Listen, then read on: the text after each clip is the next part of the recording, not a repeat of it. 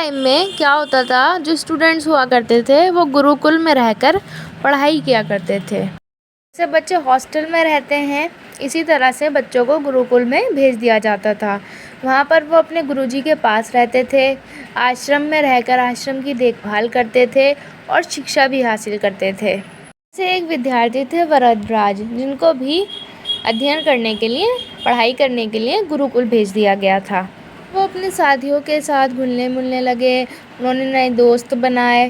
वहाँ पर जाकर उन्होंने पढ़ाई शुरू करी, लेकिन वो पढ़ाई में बहुत ही ज़्यादा कमज़ोर हुआ करते थे, कुछ समझ में नहीं आता था। इसीलिए सब उनका मजाक उड़ाया करते थे, उनकी हंसी उड़ाया करते थे। उनके जो साथ में क्लासमेट्स थे सब उनकी हंसी उड़ाते थे। दोस्त अगली कक्षा में आगे चले गए, मगर वो आगे नहीं पढ़ पाया, उसको कुछ भी समझ में नहीं आता था।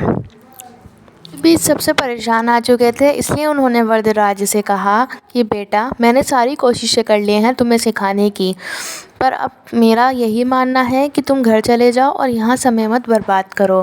घर जाके अपने घर वालों की काम में मदद करो, वही तुम्हारे लिए ठीक होगा। वरदराज जी भी उदास होकर ये सोचकर कि शिक्षा मेरे बस में नहीं है, वो भी घर की ओर निकल गए। दोपहर का वक्त था, वरदराज जी को प्यास लगने लगी। उन्होंने देखा कि पास ही में एक कुआं था, जहाँ पर से कुछ औरतें पानी भर रही थी। वो कुएं के पास गए। उन्होंने देखा कि कुएं के पत्थरों पर रस्सी के बार बार ऊपर नीचे आने जाने से निशान बने हुए थे।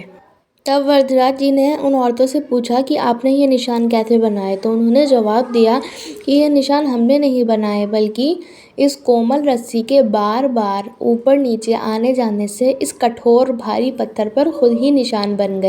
तब वरदराज जी ने सोचा कि आखिर एक कोमल रस्सी से जब इस कठोर पत्थर पर बार बार आने से निशान पड़ सकते हैं, तो अभ्यास करके मैं भी शिक्षा क्यों नहीं ग्रहण कर सकता। मैं भी तो अभ्यास करके अच्छे से पढ़ सकता हूँ।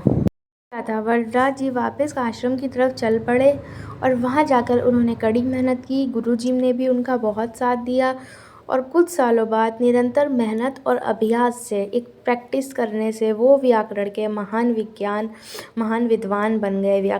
संस्कृत व्याकरण के महान विद्वान बन गए सिर्फ प्रैक्टिस से। तो इस कहानी से हमें ये सीख मिलती है कि निरंतर अभ्यास करने से, प्रैक्टिस करने से हम अपना कोई भी लक्ष्य हासिल कर सकते हैं। हर चीज़ में अभ्यास बहुत ज़रूरी है, चाहे वो खेल हो, पढ़ाई हो या फिर कुछ और चीज़। हर चीज़ में जब हम अभ्यास करेंगे तभी हम आगे बढ़ पाएंगे। अभ्यास के बिना कुछ नहीं हो सकता। अगर हम सिर्फ किस्मत के ऊपर बैठे रहेंगे तो आखिर में हमें कुछ नहीं मिलेगा सिवाय पछतावे के। तो अभ्यास करते रहिए और ऐसे ही मज़ेदार मोटिवेशनल कहानियों के लिए चैनल को सब्सक्राइब कीजिए। तब तक अपने और अपने घर वालों का ख्याल रखिए। मिलते हैं नेक्स्ट वीडियो में।